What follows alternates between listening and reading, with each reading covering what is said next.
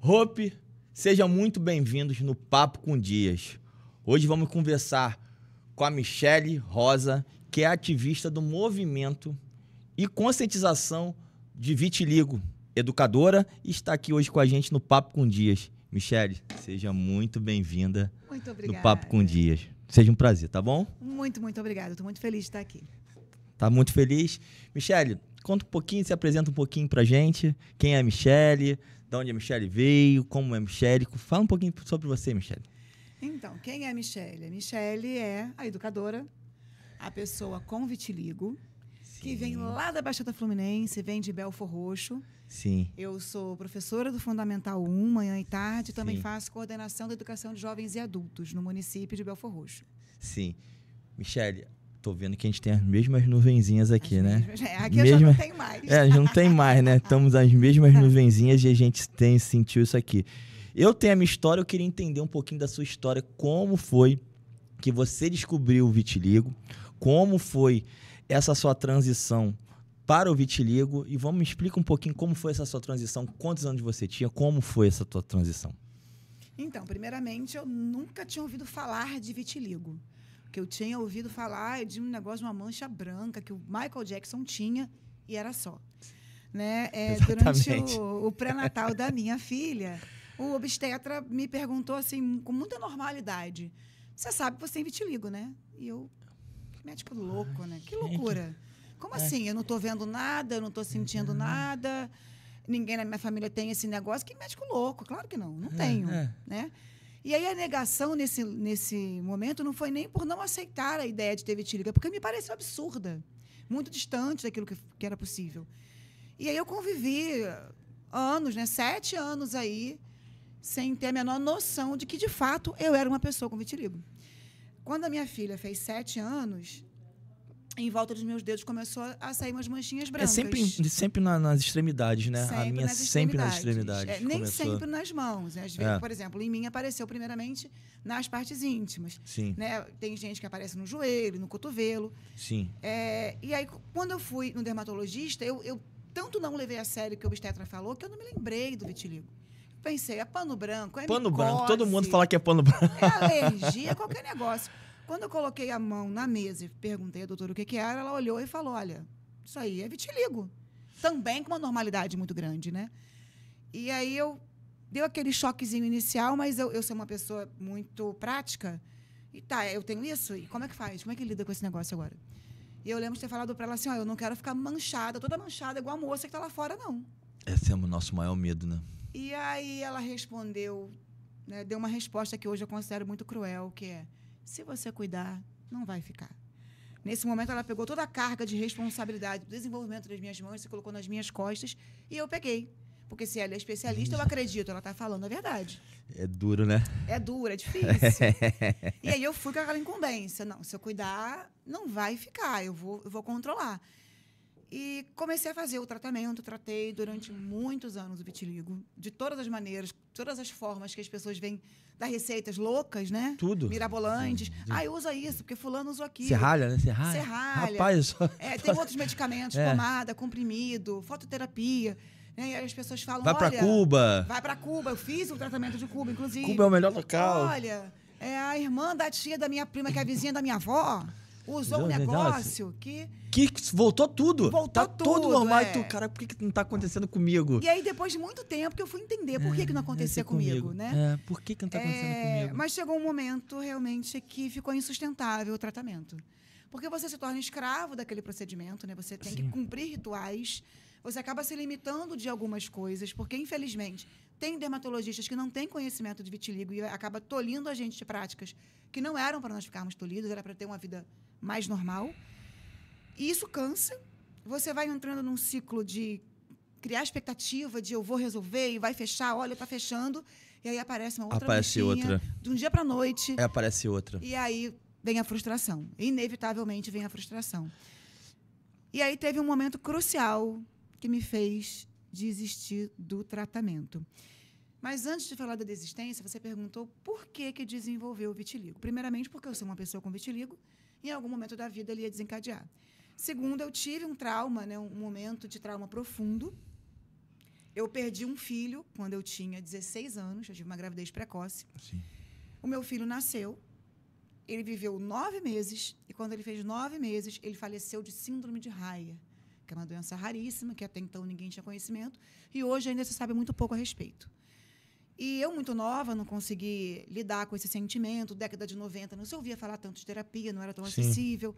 Então, eu entrei num processo ali de luto silencioso. Né? Eu não falava sobre esse assunto com ninguém. É vida para frente, né? Segue a vida. Porque a gente é dessa geração que engole o choro e segue. Você não tem tempo de sofrer. Né? Só que eu sofria, eu me sentia impotente, eu me sentia responsável, mesmo não sendo culpa minha, não tinha o que eu pudesse fazer para evitar, não tinha como descobrir antes, tratar, não tinha como. Eu acompanhei o meu filho, a idade do meu filho pelos filhos dos outros, na rua, no colégio. Né? E quando eu engravidei da minha filha, foi numa troca de remédio, eu não planejei a gravidez, foi um susto. Sim. Imediatamente abriu-se a caixinha de Pandora, né? Desencadeou um gatilho. E veio no meu pensamento, vai acontecer de novo, você vai perder de novo. E aí a manchinha abriu. Aí começou, aí tudo isso aí. A minha Michele, foi eu também era muito jovem.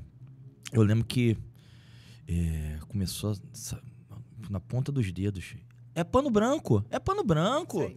Não, é pano branco. Passa uma pomadinha que vai passar... passa uma pomadinha que vai melhorar.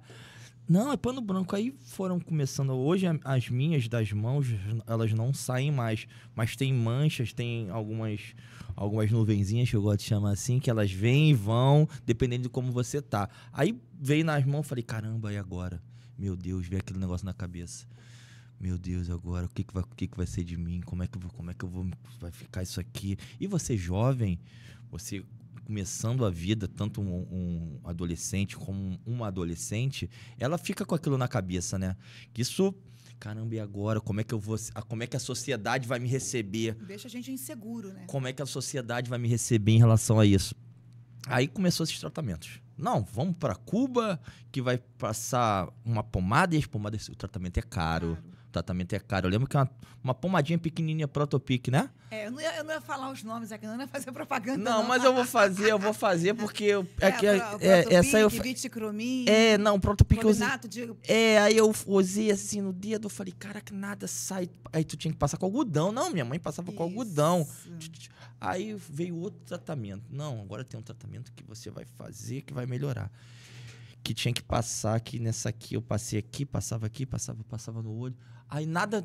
Aí, caraca, é a mesma coisa que você falou. Se você tratar, vai melhorar. Isso. Se você tratar, vai melhorar. E se você e você, caraca, será que eu não tô fazendo certo? E aquilo veio na minha cabeça, exatamente o que você falou. Aí o que eu fiz? Eu vou tirar essa mancha agora. Passei, era pra ficar 1 minuto no sol. O que eu fiz? Vamos tomar banho de sol. Isso. 1 minuto. Não, 1 minuto, vou ficar mais. Fiquei 1 minuto é pouco. 1 minuto é pouco. Eu fiquei, sei lá, uns 10 minutos. Banho de sol, assim, ó. Como se tivesse bronzeado. Na hora, tranquilão. Aí aconteceu, aí começa a vir, né? Aí começa a vir as manchas, passei no olho, aí começa a ficar vermelho. Michele, eu sei que eu tive queimadura. Não faça isso, pelo amor de Deus. Por favor. Por favor. Feio demais. Fica feio. Aí começou a nascer as bolhas. As bolhas no meu corpo, no meu cotovelo. Aí eu não conseguia mais mexer a mão. Por quê? A bolha aqui, né? Inchou e o olho fechado. Eu falei, meu Deus, eu tive que ir pro médico. Queimadura. Por quê? Por causa de justamente isso que você está falando. E joga a responsabilidade toda aqui em cima de você. Toda em cima de você, por quê? O médico que existe, mas não é especialista do vitiligo em si, dando um laudo que é um dermatologista, como posso falar, genérico, um dermatologista generalizado. Todas as questões relacionadas à pele, não é especialista daquele assunto, né? E naquela época não tinha, né? Sim. Naquela época não tinha, hoje está muito mais evoluído. Então, não faça isso, pelo amor de Deus, não faça isso. A queimadura é difícil. Então, essa eu acho que é a única e maior limitação de quem tem vitiligo, né? Usem protetor solar, porque não é fácil, não. A queimadura, ela vem. E aí, o que acontece? Para quem faz tratamento, para quem quer controlar o desenvolvimento das manchas, essas queimaduras, elas provocam lesões na pele e essas lesões traumatizam a pele e fazem nascer novas manchas. Exatamente, porque Se a gente tem que passar protetor.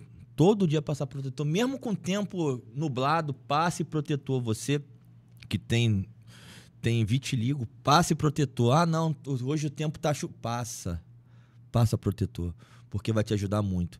Porque quando eu não passo protetor, por exemplo, eu tenho muitas manchas aqui que agora no sol não aparece, fica vermelho. Fica rosinha, né? né? Fica rosinha, né? E fica meio que sensível, né? Sim. Fica sensível aqui também, fica a gente tudo vermelho. Não tem melanina não tem melanina nenhuma, né? Zero filtro. Então, se a gente não passar protetor, a gente acaba fazendo... a pele fica mais sensível. E também, Michele, não sei se aconteceu contigo. Quando começou as lesões começaram a sair, a sociedade começou a enxergá-las. Quando a sociedade começou a enxergar, perguntando, o que é isso aqui na tua mão? Aí tu, caramba, meu Deus, o que é isso aqui que tá aparecendo aqui? Aí tu já começa a ficar assim, aí tu começa a botar a mão no bolso, aí tu começa a ficar assim. Começa a querer camuflar. Começa a querer passar maquiagem pra esconder, Sim. Começa a passar várias coisas. Eu sofri muito. Quando as minhas manchas começaram a aparecer, começaram a ir por cenário.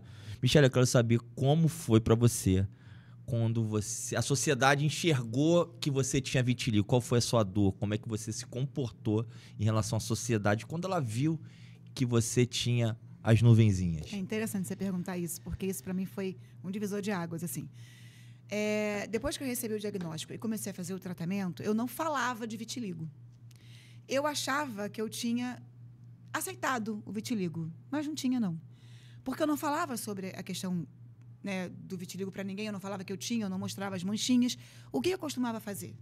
Colocar uma blusinha compridinha que tampasse a manchinha no cotovelo, passar um negocinho de uma base aqui para tampar, se tivesse alguma coisa num cantinhozinho simplesinho da boca, aqui no pescoço passar uma basezinha, usar um tênisinho para fechar no pé. E ninguém sabia que eu tinha vitiligo. Se ninguém sabe que eu tenho, eu não tenho que lidar com isso, porque isso praticamente não existe. Então, só depois de muito tempo nesse processo de aceitação é que eu fui entender que lá no começo eu só não lidava com essa questão. Quando eu estava fazendo tratamento de Cuba, associado a outros tratamentos, e muito limitada, né, porque o de Cuba eu tinha que usar melagenina, passar nas lesões, né, e ficar lá secando naturalmente, né? Eu tinha que ser a última a tomar banho porque o uso do banheiro era exclusivo. Sim. E aí eu comecei a olhar no espelho e perceber que tinha evoluído, da boca tinha ficado maior, que estava nascendo já no nariz, que já estava aparecendo no cantinho dos olhos, em cima da sobrancelha, e eu comecei. Meu Deus. Isso aqui é o que as pessoas vão começar a ver. Elas vão perceber que eu estou com vitiligo. Eu tenho vitiligo. Não importa o que eu faça, se eu trato, se eu não trato, eu sou uma pessoa que tem vitiligo. Então, quer saber? Eu vou viver com o vitiligo, vou aprender a conviver com ele. Exatamente. E nesse dia, eu abandonei o tratamento, né? O que poderia ser o contrário. Normalmente as pessoas, meu Deus, o que as pessoas vão pensar, o que elas vão falar, e eu tenho que esconder. Para mim foi o contrário. Para mim, o que as pessoas vão falar, o que elas vão pensar, eu não sei, mas isso aqui é o que elas estão vendo. E ali eu decidi que eu não queria ser escrava de tratamento para o resto da minha vida. Que eu não queria ser refém de um protocolo de cuidados que poderia limitar a minha vida. Eu preferi manter a minha vida com normalidade. Eu queria entrar no banheiro, tomar aquele banhozinho rápido, colocar minha roupa e dormir. Não ter que fazer todo esse processo de você... Isso, de ter que ter todo o cuidado antes de ir para a cama, de passar pomada aqui. Porque tem que ser lesão por lesão, né? E aí nessa época, né, eu tinha muito medo do sol. Porque os médicos diziam que foge do sol, você não pode pegar sol. Quando, na verdade, o sol é um aliado, né? Ele ativa a vitamina D, ela ativa os melanócitos, ela ajuda na pigmentação. O que é preciso é estar no sol de forma consciente. Eu preciso estar usando protetor solar, eu preciso não me expor diretamente durante muito tempo sem o protetor. Mas até eu aprender a lidar com isso foi... É difícil. Foi batendo cabeça. É difícil. Foi pesquisando mesmo. E a partir do momento que eu decidi não tratar mais e não me tornar mais refém de tratamento, porque era assim que eu me sentia. E eu não estou dizendo aqui que o tratamento faz isso com as pessoas e que isso é errado ou ruim. Não. Cada um tem um Eu acho que né? cada pessoa tem que fazer com o seu corpo aquilo que é bom para ela, que deixa ela bem e feliz. Eu não estava feliz. Eu me sentia podada, eu me sentia castrada. E, para mim, a decisão de deixar o tratamento foi libertador. Eu me senti muito melhor assim e pude mergulhar a fundo nessa questão. E aí que foi vindo a questão do ativismo, porque eu fui entendendo o vitiligo, entendendo que vitiligo não era uma coisa só, que existiam vários tipos, que se desenvolviam de formas diferentes em cada pessoa. Por isso o tratamento da irmã, da vizinha, da minha avó não vai ser... É um tratamento, o seu vai ser o tratamento. Que o meu organismo funciona diferente do seu, né? Que as minhas questões emocionais não são iguais às suas. Então, aí a culpa vai sumindo, ela vai se diluindo, ela vai se desfazendo. É porque a gente não entendia isso, né? Você vai entendendo A gente não entendia, né? É muito além de você. Né? A gente não entendia como funcionava, porque você falou uma coisa muito certa. O meu tratamento não pode ser igual ao seu para qualquer doença, qualquer coisa. Eu tenho o meu organismo, você tem o teu organismo. As minhas lesões aparecem diferente da sua. Sim. É individualizado. É individualizado, né? Porque acontece muito comigo. Se aparece uma lesãozinha, aparece no outro braço também rápido.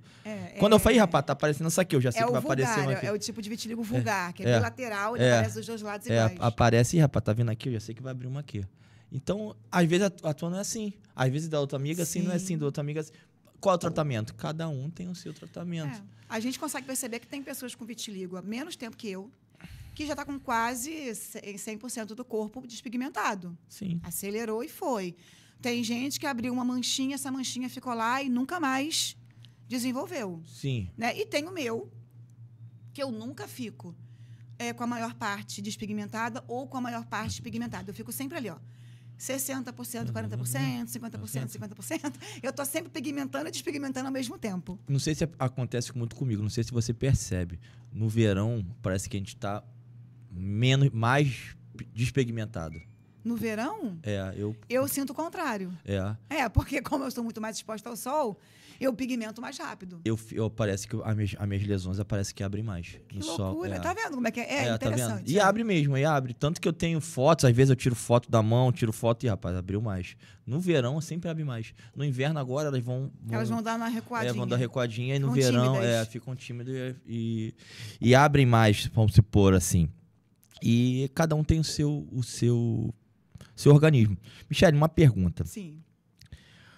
Como você, que é uma ativista da causa, de conscientização, de entender da associação, que tem esse movimento que é muito forte, que ajuda muito quem está começando, ajuda muita gente, tanto que eu te conheci pela internet, te encontrei pela internet.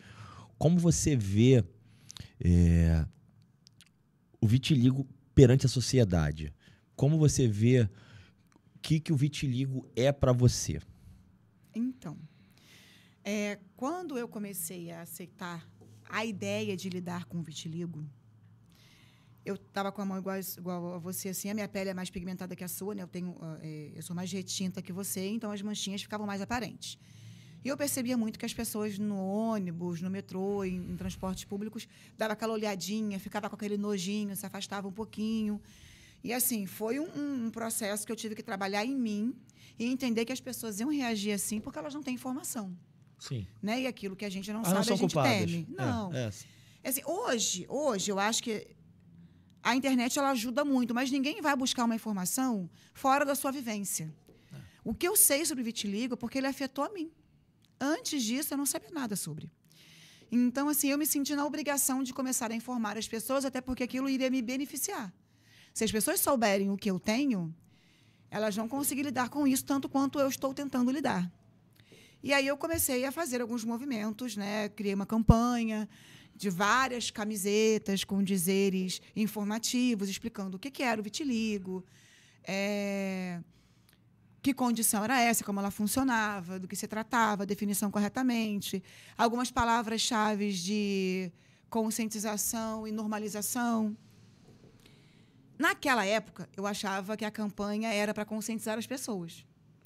Hoje, que eu estou num processo de aceitação muito mais evoluído, eu entendo que eu fazia aquilo para autoafirmação. Foi muito interessante dar essa virada de chave, assim, eu entender, caramba, eu ainda estava em processo de aceitação, porque a aceitação ela não é de um dia para o outro. Você começa a entender essa questão e você começa a se aprofundar nela, você começa a conviver com ela. Tudo bem que as pessoas sabem o que você tem, você fala sobre isso, mas você está em processo ainda. Tem questões que você ainda tem dificuldade de lidar. Porque o vitiligo, ela muda não a sua essência, quem você é, a sua identidade, mas a sua estética. Isso gera muita insegurança, né? Abala a autoestima demais. né? Eu lembro que na minha cabeça, eu sempre... Isso foi tratado em terapia, que eu achava que eu só ia conseguir me relacionar com pessoas que tivessem vitiligo, porque só essas pessoas eu entender a minha condição. E até hoje isso não aconteceu. Todas as pessoas com quem eu me relacionei não tinham vitiligo, ou seja, foi um mito que eu criei na minha cabeça. Sim. Quando eu tive a possibilidade de ficar desempregada, eu fiquei apavorada com a ideia de como eu vou procurar emprego agora. E isso num processo já avançado de aceitação. Como é que eu vou fazer? Quem vai me aceitar com a pele desse jeito? Porque tu já tá ali e fala, caramba, vai ser difícil. Às vezes nem é tudo isso para os outros, mas tu já cria o próprio preconceito com você mesmo, né? Você acaba criando essa barreira por entender que o diferente assusta as pessoas, né? E você falou a respeito da rede social, da importância do trabalho na rede social, é fundamental, para mim foi. Quando eu decidi que eu ia aceitar o vitiligo e ia parar o tratamento, a primeira coisa que eu fiz foi ir para o Instagram. Eu ainda usava a minha conta pessoal, hoje ela tá vaga por aí, está vagando por aí, eu não sei a senha, não consigo entrar, não consigo deletar, mas eu não uso mais há muitos anos. Eu comecei a pesquisar pessoas que tivessem vitiligo, para ver como essas pessoas viviam, como era possível viver além do vitiligo. E aí eu encontrei, primeiramente, uma ativista chamada Maica Selle, ela tem um projeto chamado Vitiligo, Meu Lugar ao Sol, e eu via ela sempre muito feliz, muito vívida, praticando esporte, se arrumando, sendo linda, casada. E eu falava, cara, dá para ser, é possível, que legal. E eu fui vendo outras pessoas fazendo publicidade na rede. Eu falei, é uma pele aceitável. Então, a aceitação de outras pessoas que têm a pele como a sua traz a sensação de pertencimento que, se foi possível para elas, é possível para você. Então, para mim, foi assim, um start, né? Hoje, o trabalho que eu faço, eu vejo que também causa impacto em muitas pessoas. Eu recebo muitos depoimentos de pessoas que...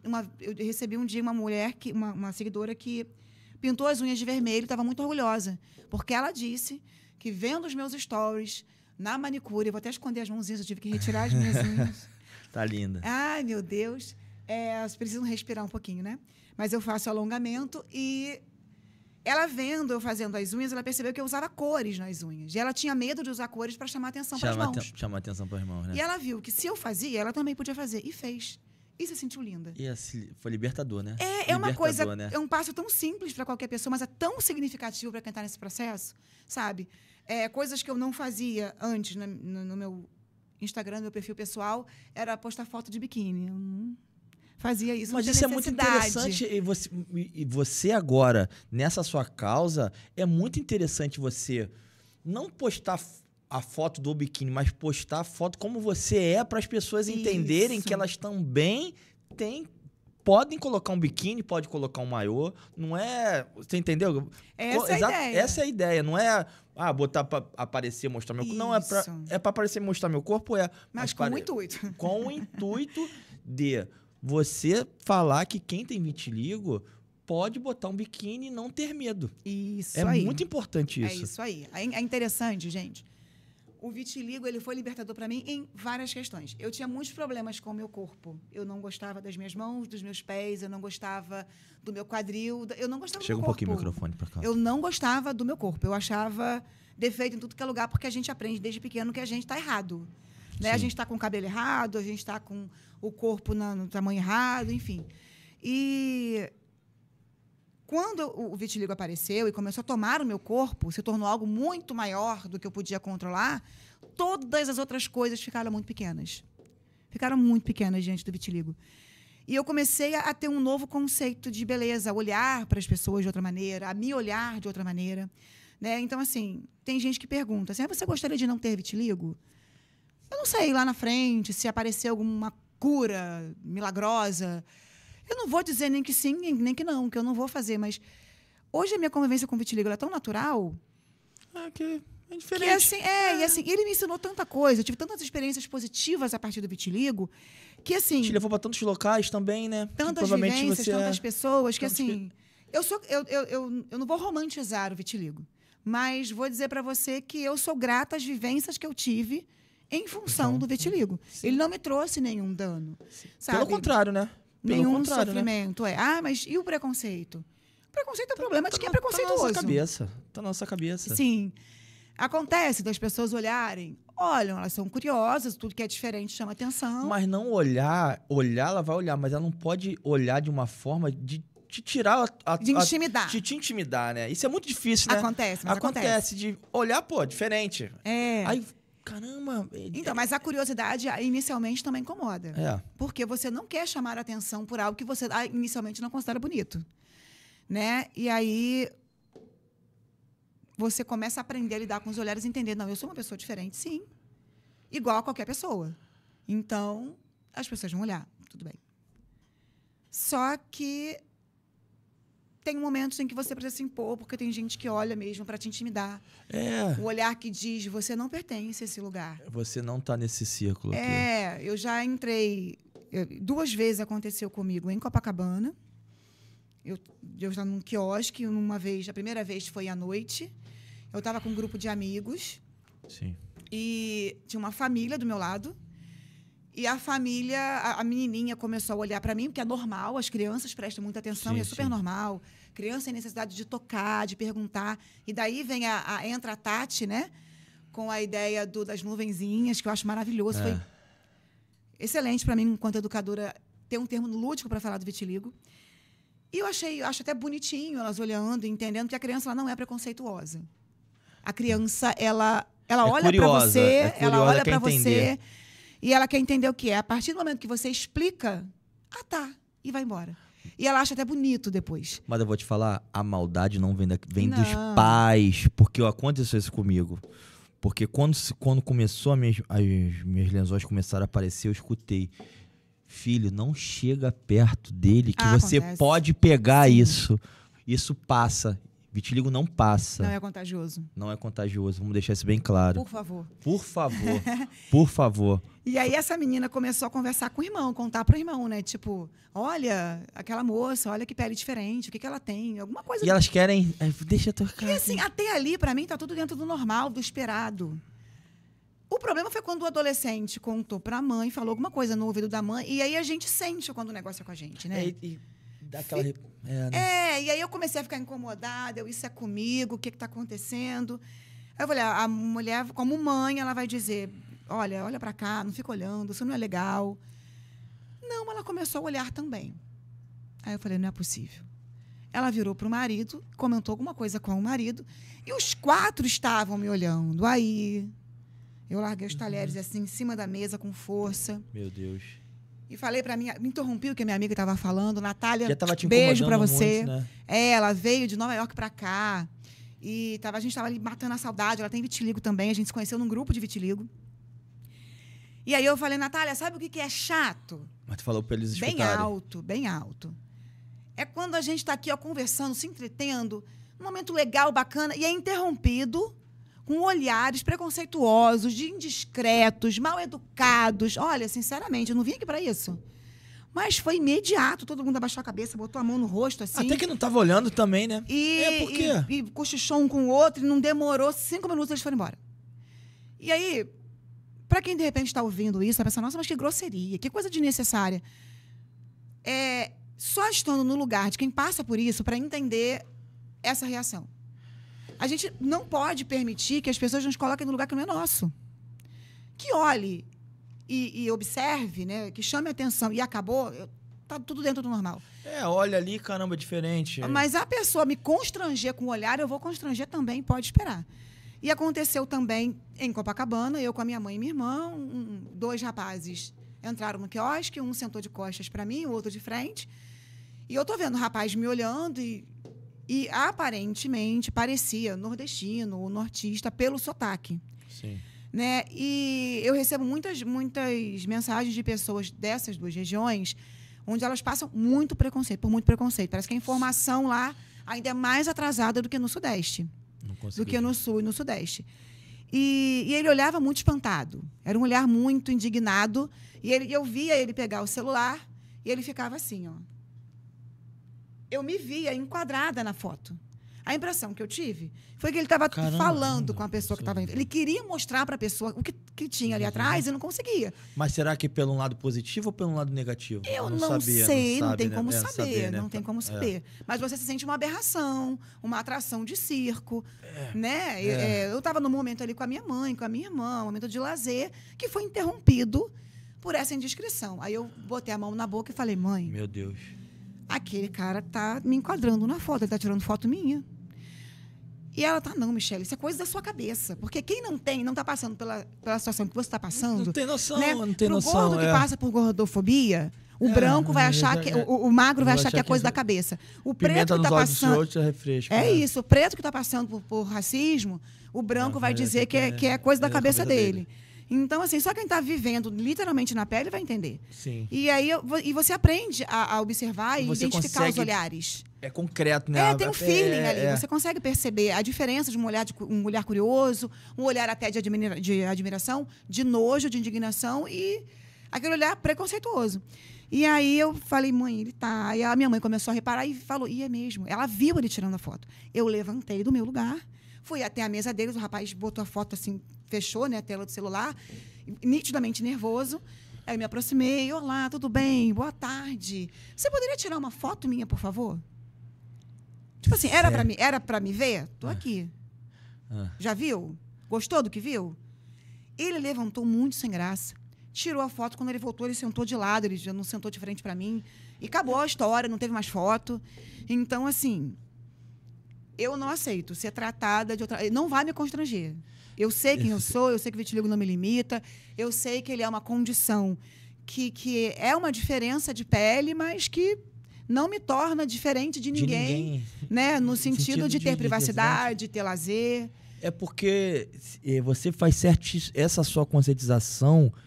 Todo mundo tinha que ser assim, fazer o que a Michele faz, porque se você ficasse retraindo ali, ia ser pior pro seu psicológico. Muito. Gente, ia ser não pior. aceite preconceito. Preconceito não. Faz igual a Michele, vai lá, meu amigo. Vamos tirar uma foto, vamos tirar uma selfie junto nós dois aqui. Isso. Quer que eu te marque? Me marca lá, me segue lá no Instagram. Você quer saber o que é isso? Eu vou te contar o que é isso. Senta aqui, deixa eu te contar. Aqui. Explica, porque se a gente fizer da mesma forma que a Michele tá falando e fez e faz e vai continuar fazendo, essa é uma ideia que você tem isso aí. Eu não fiz isso. Eu ficava retraído. Mas a Michele, ela vai lá e vamos tirar foto. Tá certíssimo, Michele. Continue fazendo isso que você incentiva a quem tem essa condição, fazer a mesma coisa. Porque a gente não pode, quem tem vitiligo, não pode ficar retraído. Nesse lugar né, do excluso. Do excluso, de fazer, caramba, é uma coisa... Não. A gente tem que ter o nosso local aqui. É isso. Porque aconteceu isso comigo. Eu me retraía, falando, caramba, o que vai ser de mim agora? Como é que vai ser? Como é que eu vou ficar? Acontece bastante quando eu estou em locais... como eu vou dizer, mais elitistas, lugares onde tem pessoas numa condição financeira melhor, né? Era para ser o contrário, né? Era para ser o contrário, porque tem... A princípio, a gente pensa, tem mais esclarecimento. Mas não é o que acontece, não é o que acontece. E aí eu não aceito esse tratamento excludente de jeito nenhum. Eu, uma vez, entrei no restaurante, assim, como eu vou dizer, uma categoria mais, né, elevada e um público mais seletivo. Entrei no restaurante, tinha uma mesa, sempre uma família, coisa linda. Tinha um senhor, uma senhora e um rapaz. Eram 3 adultos. Quando eu entrei, eu percebi os olhares da senhora e do rapaz. E, como eu disse, isso para mim é muito normal. Mas quando incomoda, é a parte que eu não aceito. E aí o rapaz olhou, a senhora olhou, e eu entrei encarando eles, olhando eles. Quando eu coloquei a minha bolsa sobre a cadeira, o senhor que estava acompanhando eles parou o que estava fazendo, se ajeitou na cadeira e ficou me olhando. Parecia que eu era uma atração no local. Eu estava muito pronta, eu tinha colocado a bolsa, eu tirei a jaqueta, pendurei a jaqueta e estava aqui na ponta da língua. Oi, boa tarde, tudo bem? Posso ajudar em alguma coisa? E se alguém perguntasse, não, por quê? Eu ia dizer, não, porque vocês estão me olhando tanto. Vocês me conhecem de algum lugar? Né? Eu não sou mal educada, não sou grosseira, não sou ignorante. Mas eu vou me impor e mostrar assim, ó, vocês estão me incomodando. Se vocês estão me incomodando, eu vou incomodar. Né? E aí, uma vez eu conversando sobre isso com uma seguidora, ela falou assim, Deus me livre de fazer um negócio desse, e se a pessoa altera a voz, e se a pessoa... Meu amor, celular. Liga o celular aqui, ou eu estou no restaurante tal, tem um fulano de tal, aqui tá fazendo... E joga na rede ao vivo. Eu não vou passar por situação de discriminação e preconceito calada de jeito nenhum. Mas agora uma situação oposta já aconteceu? Uma criança vem, tia, o que é isso aqui? Ah, bastante. Na escola. Muito, o tempo todo. Sempre que eu entro na educação infantil... Quando você começa o ano letivo, ali deve acontecer muito, né? Então, na sala de aula, não, porque os alunos que já são da escola, eles já vêm me acompanhando. Eu entrei nessa escola com a pele 100% pigmentada. Sim. Então, mas ali... os alunos novos? Então, eles foram acompanhando o meu processo e todas as turmas que passaram por mim, no primeiro dia de aula, eles têm um aulão, uma palestra gigantesca sobre vitiligo e ao longo da semana eu vou falando sobre aceitação, amor próprio, respeito, campanha não bullying, né? Então, assim, é feito um trabalho de conscientização com eles primeiro, que eles saem de lá encantados e vão irradiando essas informações por onde eles passam. E os alunos novos ficam curiosos também, mas sempre tem um coleguinha que já está lá, que já explica, que já fala, e eu também sempre oriento. Quando eu entro na sala de educação infantil... Os mais novinhos, né? Os mais novinhos, aquela criançadinha que vai lá de 4 a 6 anos, a 5 anos, na verdade. Eles começam a correr na minha direção, fica me olhando, olha assim de ladinho, eu abaixo, brinco com eles, olho nos olhos, pergunto se quer tocar. Tem criança que já vai tocando direto. Aí toca e tira a mão, aí olha, né? Tipo assim, sujou? Será que sujou minha mão? Aí eu explico da coisinha das nuvens. Eu tenho uma tatuagem, né, feita de nuvens, eu mostro para eles. E fica tudo muito tranquilo. Mas tem uma aluna que é... Aí, veja bem, gente, tem um simbolismo nessa história. É uma menina preta que toda vez que ela me vê, ela fala, você tá suja. Tem que tomar banho. Dá um banho nela. Ela sempre fala isso para mim. E eu entendo que muito daquilo que ela fala está ligado ao que ela já ouviu em algum momento da vida. Ou para ela, ou com alguém da família dela. Né? E a mãe dela vem me pedir desculpa, pelo amor de Deus. Eu falo, é o que está na cabeça dela, é como ela está enxergando. Em algum momento ela vai entender. Em algum momento ela vai entender. Ela não me preocupa. Sim. O que me preocupa é o adulto, que já está formado. Ela está se formando, ela tem todo... tempo aí de vida para poder se informar e entender. Ela vai passar na minha mão, ela vai aprender. Mas as crianças, assim, a ingenuidade que elas veem, quanto mais 6, 5 anos ali que estão começando, tia, deixa eu ver, deve ser fantástico, cara. É encantador, eu adoro. Eu sento, eu me sinto a Branca de Neve e 7 anões. Eu sento, eles ficam ali, ó, em volta e toque, passa a mão no cabelo, e passa a mão no rosto. E depois que eles ficam ali, que eles tocam e eles se sentem ali acolhidos e parte daquela história, eles começam a falar, nossa, que bonito o seu cabelo. Tia, você é linda. E depois eles chegam em casa falando que eles querem também ter vitiligo. Eu quero também. Tem mãe que fala. Eles chegam em casa falando que ele quer ter vitiligo. Então, assim, a criança é por isso que eu trabalho com crianças. Eles são encantadores, assim. Eles realmente muito não genuíno, deixam né? a gente entrar nesse buraco, nesse abismo que o adulto vai colocando a gente, que deprecia, né, quem a gente faz um trabalho de sabotagem da autoimagem. As crianças, elas se aceitam como são, do gênero que são, da cor que são. Eu amo. É perfeito. Michele, a gente entende que vitiligo é uma doença. Sim. Que está no CID 10L80. Isso. O que seria esse 10L80? Pode pesquisar.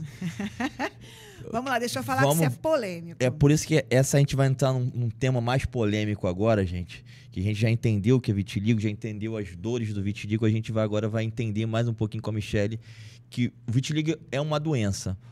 Porém, Michele vai esclarecer, vai externar aí um pouco mais como ela vê desse ponto, como ela vê essa condição da pele. Vou beber uma água aqui, peraí. Bebe uma água, porque isso aí a gente vai entrar num assuntozinho mais delicado para quem tem vitiligo, agora é para quem tem essa condição de pele, para entender mais um pouquinho que a Michele vai explicar e vai dar o ponto de vista dela, o que ela entende da doença, que é uma doença vitiligo. Sim, então, vamos lá. Eu Não posso dizer que não é uma doença, como você disse, está classificado no CID-10 como L80, tá? E o que significa? Refere-se à perda de pigmentação da pele, resultando em manchas brancas ou despigmentadas. O vitiligo ocorre devido à destruição das células produtoras de melanina. Se você for no Google e colocar lá, CID-10, L80. L80 é a classificação do vitiligo como afecções da pele do tecido subcutâneo. Então, quando você colocar lá CID-10, L80, vai aparecer a palavra vitiligo e a definição de vitiligo. Então, não se pode negar que é uma doença. Tanto que, inicialmente, quando eu comecei com a campanha das camisetas, eu fiz uma camiseta com aquela definiçãozinha de dicionário. Vitiligo, doença autoimune não contagiosa que despigmenta a cor da pele. E teve uma seguidora que queria a camiseta, mas não com o termo doença. E eu ficava, gente, mas como assim? Mas é uma doença. E aí até esse momento você tinha essa e estava tudo bem para mim. Só que eu comecei a entender do porquê que o termo doença, ela traz um peso. A comunidade do vitiligo, ela não nega que é uma doença, mas ela não se sente doente. Eu não sinto nada. O vitiligo não arde, não coça, não dói, não é transmissível, não é, ele é totalmente assintomático. Ele não traz nenhuma dificuldade, ela não limita, não te impede, não traz nenhuma limitação para sua vida. Então, assim... É mais social, né? Isso, tem uma mudança estética e psicológica. É, mais social e psicológica. Mas ela não afeta a sua qualidade de vida. Ela não oferece nenhum risco à sua vida. Então, por que doença? Eu não me sinto doente, portanto, não sou um portador. Sim. Que é um outro termo também que a comunidade não recebe muito bem. Né? O portador é aquele que porta alguma coisa, que leva alguma coisa para algum lugar. É um vírus, é uma bactéria, é de fato uma doença contagiosa? Não é o caso de quem tem vitiligo. Vitiligo não é uma doença contagiosa. Isso, vamos enfatizar. Claro, isso é bem claro. Então, assim, a gente entende, compreende que é uma doença, mas a gente prefere levar isso de uma forma mais leve, da maneira como, de fato, o vitiligo é na nossa vida. É uma condição de pele. Ela tem uma diferença, né, no tom de pele, que não muda também quem você é se você é uma pessoa preta. Você continua sendo uma pessoa preta que tem vitiligo. Se você é uma pessoa branca, você continua sendo uma pessoa branca com vitiligo. Você não é uma pessoa que era preta e virou branca. Você continua sendo a mesma pessoa. A tua identidade está ali. Mas vai mudar ali a pigmentação da sua pele. É só. Então, eu tenho uma condição diferenciada de pele e eu sou uma pessoa com vitiligo. E não uma pessoa que tem uma doença que é portadora dela. Porque por isso que a palavra portador é uma palavra que a gente... Traz um peso, né? É pesado, né? Porque a gente... Eu não me considero, foi o que você falou, não me atrapalha em nada. Me atrapalha em... Por isso que quando eu falo, tem vitiligo? Não, eu falo, eu tenho nem te ligo mais. É isso, perfeito. Nem te ligo, nem te ligo, porque como a Michelle parou o tratamento, eu também fiz até uma certa etapa, depois dessa certa etapa eu parei esse tratamento também. Michelle, também quero falar daquele movimento que você fez lá, que foi maravilhoso. Eu não estava aqui, mas eu quero falar. Gente, a Michelle fez um movimento lá na Quinta da Boa Vista. Quinta da Boa Vista, que ela reuniu quem está iniciando com vitiligo, quem está com vitiligo, crianças, que foi um movimento lindo, foi um movimento de informação ali, para aqueles que estão começando e para aquele que tem, cada um deu o seu depoimento, que foi... Poxa, eu me senti ali tanto acolhido ali, porque ali eu estava em casa, eu podia ser eu, de fato, ali falar da minha manchinha, o que eu passei, porque tem gente que não entende, tem gente que não sabe, e ali eu pude me expressar e entender a dor das outras pessoas. Michelle, aquele movimento foi maravilhoso. Eu quero outro já, hein? Pois é. Quero outro já, hein? Quero outro. Parabéns. Eu quero agradecer aqui as pessoas, né, que estiveram lá, que apoiaram. E a Bárbara, ela é de São Paulo, ela fez ano passado. Nós tínhamos um evento no Rio chamado Vitiligo Day, né, dia 25 de junho, é Dia Mundial da Conscientização do Vitiligo. O mundo inteiro para refletir sobre essa causa. E tinha um grupo específico que fazia esse trabalho aqui no Rio, reunia influenciadores do Brasil todo, trazia eles para cá, fazia palestra. Eu aprendi muito sobre vitiligo com eles, né, que são referências no Brasil e fora do Brasil, né, a doutora Patrícia Paludo, doutor Paulo Luzio. pessoas por quem eu tenho muito respeito, pelo trabalho que eles fazem, por tudo que eu aprendi com eles. Muita coisa que eu sei sobre vitiligo eu aprendi com eles. Nesses eventos e movimentos, pude conhecer muita gente, mas, infelizmente, tem um tempinho que esse evento não acontece e a gente ficou com essa aguinha na boca, essa necessidade de estar junto. Ficou com esse ato aí no meio aí, né? Porque estar junto gera esse sentimento de pertencimento, Sim, de acolhimento, poxa, de olha que legal, né? É. Pessoas que vivenciam experiências muito parecidas com a nossa. Isso faz muito bem. Então, a Bárbara, ano passado, começou com o movimento de São Paulo, muito bacana, num parque público, deu um movimento bem legal, né? São Paulo, a galera abraça, acolhe bastante. E eu meio que timidamente tentei fazer no ano passado, mas dei uma recuada. Eu falei, a galera não acolheu, ok, não vamos fazer. Esse ano, ela começou a promover de novo e eu falei, cara, vamos fazer. Tentar fazer uma ação orquestrada, cada pessoa representando o seu estado. E aí começou, né? Fui eu aqui no Rio, o Diego Quido em Florianópolis, a Alessandra Costa em Belo Horizonte, a Vivi Vitilinda em... Ai, meu Deus, me sumiu o lugar de onde ela é. Depois eu lembro. Enfim, a gente foi fazendo assim nos cantinhos e foi dando muito certo. Claro que o movimento em São Paulo foi maior, né, de maior proporção. A Bárbara é uma pessoa muito influente na rede. E, como eu disse, a galera lá, tem muita gente trabalhando com vitiligo que está em São Paulo. Inclusive, eu quero conhecer essas pessoas todas. Eu estarei em São Paulo em setembro. E aí eu comecei a fazer aqui. Pensei em arriscar e joguei lá.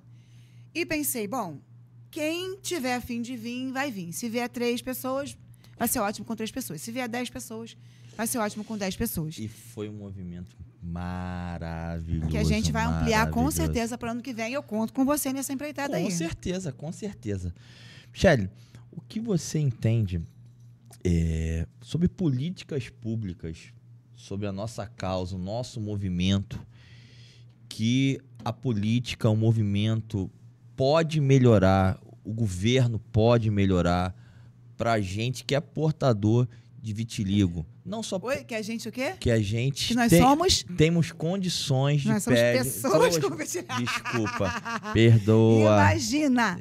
É aprendizado. Que temos essa condição. O que o governo pode melhorar? Não só para vitiligo, Sim. mas para o albino também. Sim.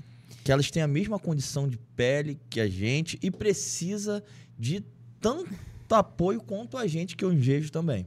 Então, não é a mesma condição, mas tem a mesma necessidade, né? Tem a mesma Eles têm necessidade. uma pele totalmente sem melanina, sem filtro natural. Então, quando eu comecei com o trabalho com vitiligo, eu tive essa necessidade de suprir coisas que as políticas públicas acabam não realizando, infelizmente, né? Que é esse acolhimento das pessoas, que é ter um lugar de triagem, de encaminhar essas pessoas para lugares onde elas possam ser atendidas, onde elas possam ter suas necessidades supridas. E comecei a promover eventos presenciais, né, onde eu pudesse ajudá-los, ao menos, a elevar a sua autoestima, com ensaios fotográficos, com desfile, trazer conhecimento através de palestras. E aí a política ela foi essencial. Quando entrou a política, eu consegui levar uma lei para o meu município que dá suporte a pessoas com vitiligo e psoríase, né, no atendimento prioritário para dermatologista e psicólogo. Um acompanhamento dermatológico e psicológico. Então, assim, agora o que eu preciso lá? Que a gente consiga colocar essa lei em funcionamento. Ela é um projeto de lei? Não, ela já é uma lei. Já é uma lei? Mas é colocar essa lei para funcionar. Quantas pessoas no município sabem que essa lei existe? Então, precisa o quê? De divulgação. Primeiramente, sobre a questão do vitiligo nos postos de saúde, né? Precisa da divulgação de que a lei existe e de que essas pessoas têm prioridade no atendimento. E ter locais onde, de fato, essas pessoas tenham atendimento prioritário. Michele, mas por que precisa de prioridade no tratamento? Porque para pessoas que querem, de fato, controlar o desenvolvimento das manchas, quanto antes elas começarem o tratamento, mais fácil é das manchinhas retrocederem, né? E o tratamento psicológico, porque, como nós dissemos anteriormente, mexe com o psicológico, mexe com a autoestima, né? E eu tenho vários casos de seguidoras que entraram em depressão, que deixaram de sair, de ter uma vida social, por conta das manchas, de ter medo da reação das pessoas na rua. Então, o tratamento psicológico ele é essencial até para equilibrar as questões emocionais e ajudar no controle das manchinhas. Esse tratamento psicológico, eu acho ele crucial. Tão quanto crucial, porque hoje o SUS ele dá protetor solar. Mas sendo que a gente não precisa, o nosso protetor não é aquele 40 fator 40. A gente tem que ter um protetor para portador de vitiligo, que é para quem tem condições com vitiligo. com pessoas com vitiligo. Para pessoas com vitiligo. Para quem tem vitiligo, por quê? Eu não posso botar um 40, não vai adiantar nada. Eu tenho que ter um 100 e um protetor fator 100 é caro. É muito caro. É muito caro. E, se a gente for por quem não tem condições, não vai usar. Não vai usar. Não vai usar. Então, a questão do protetor solar, ela está muito mais associada à constância do uso do que à potência do protetor, né? Obviamente, se você tiver condição de usar um protetor com um fator maior, é ótimo. Mas se você usa um fator de 30, 40, mas utiliza com frequência, com constância, por exemplo, você vai à praia, entrou na água, saiu e não colocou protetor, você vai ter problema. Sim. Né? Você vai... Mas esse protetor, desculpa até te cortar, o SUS ele tem que disponibilizar pra gente um protetor para... Então, a gente esbarra num problema muito grande. Né? Quando eu fui levar isso dentro do meu município para as pessoas que poderiam me ajudar politicamente, a gente esbarra na questão da indústria farmacêutica. Né? Porque, como você disse, o protetor de fator maior ele é caro. Então, é mais viável que uma pessoa que tem vitiligo ela utilize esse protetor que o SUS oferece num fator abaixo, mas que use com frequência e constância, do que ele ficar na expectativa de usar um outro que ele vai tentar, com uma potência maior, que ele vai tentar economizar, porque é muito caro, e ele não vai usar dentro do tempo que ele precisa. Se você for ler a embalagem do protetor, ele vai te pedir para você repor de 3 em 3 horas. Sim. E eu não faço isso. Se eu entro na água, eu vou usar o protetor, vou entrar na água, eu vou ficar lá 15 minutos, meia hora, eu vou voltar e vou repor. Né? Se eu for passar o dia na praia, eu vou usar o protetor e eu vou usar a camisa FP15. Aquela camisa de manga comprida, que eu falo que é o meu burkini. Sim. Né? A gente estava falando sobre o uso do biquíni na rede social, né? E eu utilizo por isso, porque as pessoas se escondem muito das suas manchinhas. Quando eu uso o burkini, eu uso para proteger a minha pele, não para escondê-la. Inicialmente, eu fico de biquíni, eu faço as minhas fotos, eu mostro meu corpo na praia. Eu quero mais que as pessoas vejam que é possível um corpo com vitiligo estar na praia, ser feliz e ser bonito e tá tudo certo. Isso é aceitável. E se você não aceita, olha para o outro lado. Né? Michele é modelo, tá, gente? Se você não aceita o corpo com vitiligo, vai olhar para o outro lado. Se eu estou na direita, olha para a esquerda. Porque eu vou ficar lá te afrontando com a minha pele. Entendeu? Aceita que dói menos. E aí, em um certo momento, eu vou usar o burkini, vou usar minha blusinha FP15 para eu poder ficar mais confortável. Porque eu também já passei... Também não vai ficar exposta ao sol também, né? Por Mesmo momentos não de é queimadura. Bom a gente também, nem quem não tem também, né? Não eu bom já ficar tive uma insolação. E aí é que eu te falo da questão do fator de proteção. Eu fui uma vez para fazer um passeio, acho que foi para Paraty com as minhas amigas. Paraty é e eu ótimo. fiz aquele passeiozinho de lancha, que delícia. Protetor no lombo. E aí entra na água toda hora, sai da água, passa protetor. Só que eu tô com protetor, mas eu tô o tempo todo exposta àquela água salgada que vai espirrando no barco. E mesmo debaixo da lona com o chapéu, o sol tá ali, a maresia ajuda a queimar. Tem sal naquele negócio. E você não tá sentindo, você tá ali curtindo, você não tá sentindo, tá ventando. Né? Meu protetor de rosto era fator 50, do corpo fator 90. E aí eu tô brincando, tô de boa, tô ok. Quando eu voltei, tava voltando para casa, a gente já volta mais baixo, né? Aí você não volta tão animado.